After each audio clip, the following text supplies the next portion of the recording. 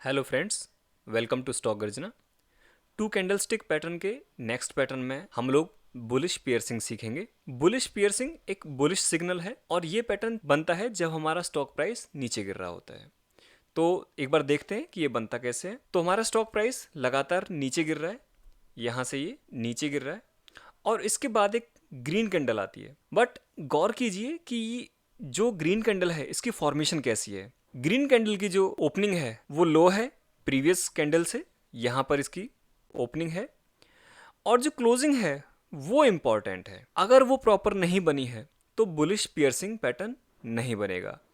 और वो इम्पॉर्टेंट क्यों है कि ये जो क्लोजिंग है, ग्रीन कैंडल की जो क्लोजिंग है वो प्रीवियस कैंडल के मिडिल से ऊपर होनी चाहिए।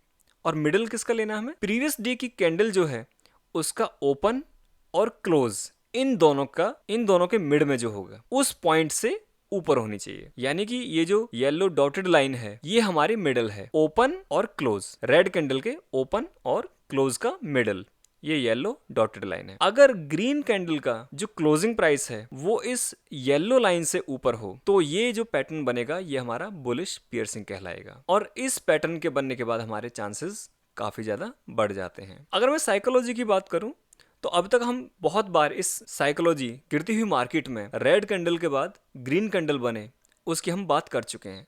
तो यहाँ भी वो साइकोलॉजी सेम ही है कि प्राइस हमारा ऑलरेडी गिर रहा है, यानी कि बियर्स जो हैं वो डोमिनेट कर रहे हैं। इसके बाद प्राइस हमारा नीचे ओपन होता है बट बुल्स डोमिनेट करना शुरू कर जाते हैं और क्लोजिंग वो इस मिडिल लाइन से ऊपर देते हैं। तो ये हमारी साइकोलॉजी है इस पैटर्न के पीछे। सिंपल सा पैटर्न है। अब इसके बाद हम देखते हैं इसके एग्जांपल्स। तो ये हमारा एसबीआई का चार्ट है और आप ध्यान दीजिए कि यहाँ से प्राइस हमारा लगातार नीचे गिर रहा है और उसके बाद यहाँ पर एक रेड कैंडल आती है और उसके बाद एक ग्रीन कैंडल आती है। तो प्राइस हमारा लगातार नीचे गिर रहा है, उसके बाद एक हमारी रेड कैंडल आती है और उसके बाद एक हमारी ग्रीन कैंडल आती है। और ग्रीन कैंडल का जो क्लोजिंग है वो प्रीवियस रेड कैंडल के मिडिल से ऊपर है और उसके बाद देखिए हमारा प्राइस ऊपर। इसका एक और एग्जांपल देखते हैं। तो ये हमारा रिलायंस का चार्ट है और यहाँ पर आप देखिए तो प्राइस हमारा लगातार नीचे गिर रहा है और उसके बाद यहाँ पर एक रेड कैंडल बनती है, उसके बाद एक ग्रीन कैंडल बनती है और जो ग्रीन कैंडल का जो क्लोजिंग है वो रेड कैंडल की मिडिल से ऊपर है। उसके बाद देखिए प्राइस हमारा ऊपर जाता है। हालांकि यहाँ पर थोड़ा सा पुल बैक है नीचे की तरफ, लेकिन उसके बाद फिर प्राइस हमारा ऊपर जाता है। थोड़ा सा यहाँ पे पुल बैक है और उसके बाद फिर प्राइस हमारा ऊपर।